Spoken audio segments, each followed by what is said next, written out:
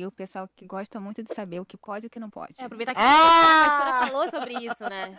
As opiniões divergem muito em relação do que pode e do que não pode. É. Tá, vamos falar assim. Vou falar como se fosse uma caixinha de pergunta que a gente sempre A abre gente pode numa fazer, então. Vamos de pergunta. pergunta. Ah, ótimo, É, ótimo, ótimo. pergunta e a pastora fala. Sexo oral, pastora, pode? Pode. Inclusive na Bíblia fala. Vem tu, vento norte, vem tu, vento sul, e assopra no meu jardim de delícias. Ó, venha, meu amado, para o seu jardim. Meu jardim agora ele é seu. E saboreie os seus frutos. Está em Cantares. É o último versículo do capítulo 4. Esse versículo fala justamente sobre isso. Olha aqui, o sopro vem de onde? Pode vir de um ar-condicionado, pode vir do ventilador, pode vir da própria natureza. Mas o sopro, ela chamou um sopro específico. O vento, aliás, né? Ela chamou um sopro específico. Assopra no meu jardim de delícia. Peraí, se ele sopra com os lábios, com a boca, no jardim de delícia, já dá aquela sensação. Aí ela vai mais adiante. Venha, meu amado, para o seu jardim e saboreie os seus frutos. Isso é, obviamente, sexo oral. Ele é o início do ato sexual. E interessante uma coisa que, cientificamente, a maioria das pessoas não sabe. A maioria das mulheres, elas têm orgasmo por causa da estimulação oral primeiro. Vocês sabiam disso? Tem muita mulher que não tem orgasmo genital. Ela vai ter orgasmo oral, através do sexo oral. Quando ela chega ao ápice, que ela tem o primeiro orgasmo, ela automaticamente fica inchada, ou seja, ela fica mais apertadinha, ela fica com a genitália, né, latejando. Quando o marido penetra, o prazer dela aí vai para o segundo orgasmo, que é o melhor de todos, e também ela passa a dar mais prazer para o marido. Então, se a gente pensasse a preliminar com sexo oral, deixando a conclusão, lembra que é saborear os seus frutos, é saborear, degustar, depois completa. Gente, quando a mulher cientificamente tem um orgasmo clitoriano pelo sexo oral, quando o marido, então, espera só um pouquinho, que ela já acalmou um pouco e penetra, ela está latejando. Quando o marido penetra nela, ela aperta o marido. A sensação do marido e dela é extraordinária. Vamos pra segunda. Polêmica.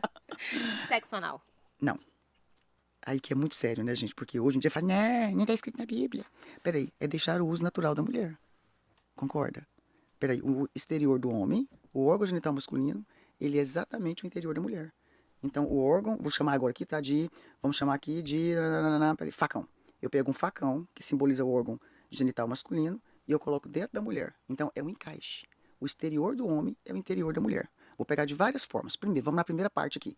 Fisiologicamente, né? Segundo a medicina. Claro, gente, que vai ter aquele médico que não tem filtro, né? Aquele profissional da saúde que vai falar, pode, por 80. Não, vamos lá. Sexo anal, ele vai relaxar o ânus. Não tem cirurgia que conserta. Vai relaxar. Daqui a pouco, vai ficar fácil de soltar o número 2. Sexo anal traz uma doença chamada endocardite bacteriana, que é um tipo de infarto pela bactéria. Pode lavar o que for que não vai ficar 100% limpo. Por que você acha que tem tanta gente? Nossa, deu um infarto uma vez, estourou o coração da vez. Não, gente, pergunta um urologista sério. No nosso time nós temos um dos melhores do Brasil. Se chama endocardite bacteriana. Sem falar de tantas outras doenças que dá na parte fisiológica. Outra coisa, ele não proporciona aquele prazer assim para a mulher, não. Às vezes a mulher fala que tem prazer é porque lá na infância ou na adolescência ela teve um abuso sexual anal, às vezes até com o dedo, tá? Que aí ela tem a lembrança do prazer, porque do momento, por exemplo, de um tio que supria o pai. Que aí vem dentro da linha psicanalítica, que a gente estuda muito isso. Então vamos lá. Primeira coisa, fisiologicamente vai atrapalhar. Outra coisa, o ânus o homem e a mulher tem. Pênis e vagina são gêneros diferentes. Daqui a pouco, um homem que fica fazendo sexo anal na esposa, daqui a pouco não faz diferença para ele se é um ânus ou uma vagina. Isso é comprovado na linha psicológica, na linha da psicanálise. Quantos pacientes que eu tenho que já disse, doutora, eu comecei assim, depois me desenvolvi uma tara por homem. Por quê? Porque a mulher relaxou. Aí tipo assim, será que deve ser bom mesmo? Por que tá todo mundo experimentando? Gente, sem juízo de valor, tá? Aí outra coisa, eu tenho pacientes meu, tem um caso muito sério que eu atendi, que o cara casado com a esposa, fazia sexo anal nela, ela não gostava, mas aceitava, não é pecado e tal, tudo bem. Daqui a pouco, ele começou a pegar cenoura e colocar nele. Ele começou a pegar aquela pontinha do papel higiênico antiga, lembra, durinha? Hoje é bem mais moderno, né? Uma ponta como se fosse aqui, ó, do microfone, e começou a enfiar nele. Aí o que ele falava? Na consulta. A mulher descobriu por quê. Porque ela era massagista, ele pegou o cabideiro, daquele de pôr roupa, fez o sexo anal e colocou lá e não limpou. Aí tinha uma cliente dela fazer massagem em casa, ela tirou a roupa, jogou lá. Quando ela tirou a roupa da mulher, suja de fezes. Ela correu no banheiro, pediu desculpa, lavou, secou e entrou em crise, foi pro consultório. Ela falou, peraí, fui traída por um objeto. Aí, não, arrasada. Falei, vê com seu marido se ele tem coragem de vir pro consultório. Ele falou pra mim, falou, não, eu pus cenoura, eu pus outra coisa, não tô pecando em um objeto. Ela não tá lá em casa, desenvolvi tara. Aí vai pro vibrador. Tá entendendo tanto que é sério? Uma coisa puxa a outra. Por isso que é importante falar, gente, realmente com a base científica, na área fisiológica, na área psicológica. Aí agora vamos para a parte bíblica, que eu costumo deixar por último, porque eu já falei para você sobre fisiologia, já falei sobre a questão emocional, dos riscos emocionais. Agora vamos para cá, né? Porque o pessoal fica assim, ai, que chato, Deus vai estragar prazer. Não. Deus, quando ele fala que não pode, é porque ele já sabe para onde vai o problema. Biblicamente é deixar o uso natural da mulher. O uso natural foi feito para ser o encaixe perfeito. Aí a pessoa fala, e outra coisa, né? Mas assim, pode e tal. Aí a pessoa vai para a parte da sodomia, como se fosse só dois homens praticando ato sexual. Não, se você for olhar, o significado da palavra sodomia significa, né? Perversão sexual usando o aparelho excretor. Ou seja, vai ter uma definição bem complexa de sexo anal entre casais héteros ou não. Então, sodomia não é aquela interpretação que a grande maioria fala, não, gente. O sexo anal, ele biblicamente também é proibido. E, gente, vou te falar uma coisa, se a gente deixasse essa parte para lá, tá? Vamos falar assim, tá, agora esquece, segura a parte cristã. Por exemplo, eu atendo pacientes como sexólogas, que às vezes o casal não é cristão. Eu não vou entrar nesse juízo de valor. Mas é quando eu mostro a parte fisiológica e a parte psicológica, mesmo que eles tenham o máximo de temor a Deus, ou não tem, quer dizer, sei lá, né? Você não precisa nem entrar nessa parte, eles não querem mais. Argumento suficiente. Só o argumento eles já sabem. Então, o que me preocupa muito hoje é muita gente querendo saber algumas coisinhas, né? Mas fica sabendo que isso aqui, aquilo outro é bom, vou tentar experimentar. Por que não faz bem feito que pode? Gente, um casal, por exemplo, uma preliminar de um sexo oral muito bem feito, o casal consegue ter 20, 30 minutos de vida sexual, de ato sexual. Tem orgasmo 4, 5 vezes, não tem nada melhor na vida. Por que não experimenta fazer bem feito que pode? A senhora até falou, vibradores.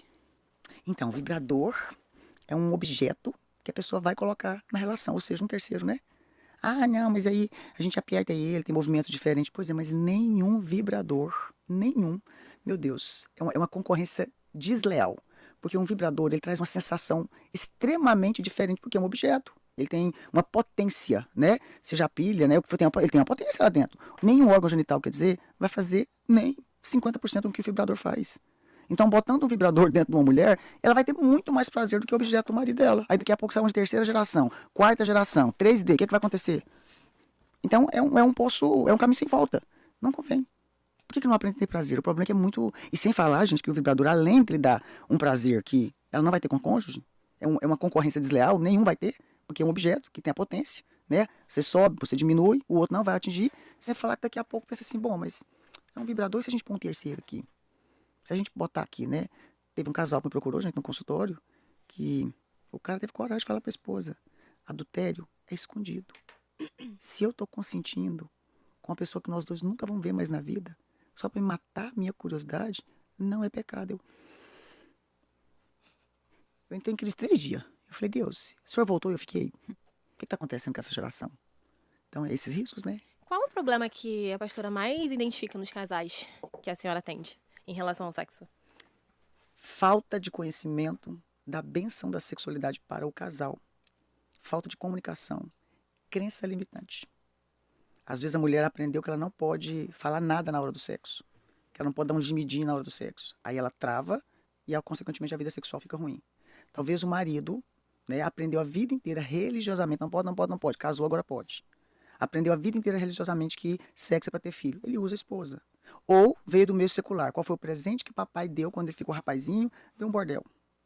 Literalmente, gente. Eu tenho paciente meu que falou, olha, doutora, quando eu fiz 14 anos, 15 anos, meu pai me deu uma noite no bordel de presente. Aí me fala, esse cara vai saber o que é importante para tocar a esposa, para beijar a esposa, para fazer uma preliminar, para fazer uma esposa se sentir amada? Não. Então, essas questões, elas são muito complexas, porque quando se fala, às vezes fala aqui, ó, pam, superficial. Mas as pessoas não procuram aprofundar para saber qual é a dificuldade do meu cônjuge, a minha e do meu cônjuge, na sexualidade. E outra coisa, gente, 80% das mulheres tiveram abuso sexual. E a parte do abuso sexual, o que acontece?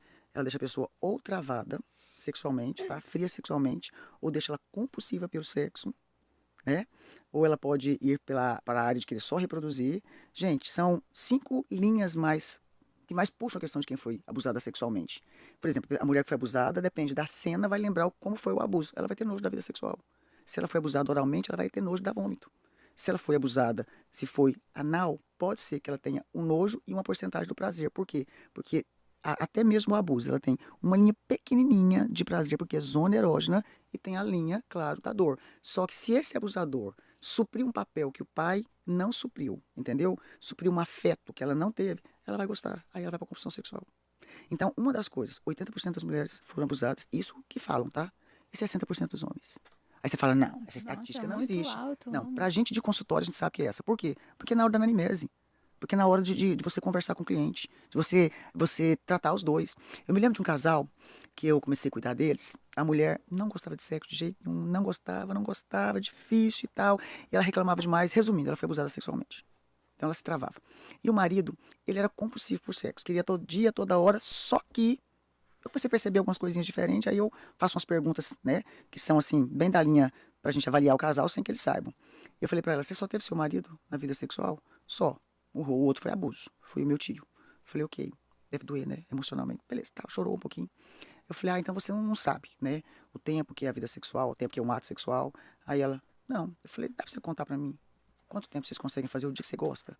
Ela falou, raro. Tá, mas então tenta pôr um dia que você vai gostar. Conta pra mim, mas não conta pra ele, não. Não era 2 minutos. Nossa. Não era 2 minutos. Aí fui conversar com ele. E aí? Me conta suas queixas. Não gosta? Você prepara ela? Resumindo, não preparava a esposa. Cresceu a vida inteira, foi abusado. Aí ele foi abusado sexualmente e ele tinha que provar pra ele que ele era o quê? Macho. Entendeu? Então eu já chegava aqui arrancando a roupa e já ia pra cima dela. Detalhe, ele tinha vários casos. Aí eu virei pra mulher e falei assim, peraí, ele tem uma amante ou ele pega só mulher de programa? Não. Só mulher de programa, ou ele flerta. Canta todas as mulheres da igreja, né? Tava tentando ficar na igreja, não conseguia. Canta funcionário, canta, a cidade inteira sabe que ele é um garanhão. Falei, pois é aquele cantador que não pega ninguém. Então o boato que eu sou macho, tem que correr na rua, mas eu não dou conta, nem da minha. Por isso que eu traio. Aí, fiz a minha avaliação, não falei nada pra ela, sentei ele. Eu falei assim, como é que é conquistar várias mulheres, mas não dar conta de nenhuma? Aí fui conversando com ele disparou num choro. Eu falei, meu filho, como é que a senhora sabe que eu só dou dor esse pouquinho? Eu falei, bom, eu pedi a sua esposa pra avaliar pra mim, mas nem precisava, porque se o cara quer conquistar o mundo inteiro mostrando que ele é o cara, não consegue nem a dele. Você tem ejaculação precoce. Aí eu falei, vamos tratar diferente? Aí nós tratamos ele, tratamos ela psicologicamente, ela contou toda a questão do abuso pra ele compartilhou depois com ela, e ele precisou, gente, de entrar com medicação. Por quê? Porque ele não conseguia segurar. Ele ficava tão ansioso, que ele tinha que ser macho, que ele tinha que dar conta, que acabava. Então tem toda uma questão, meninas, que é maravilhoso quando você procura um especialista da área. Ainda mais que você pode casar ciência e Bíblia. É libertador. Libertador.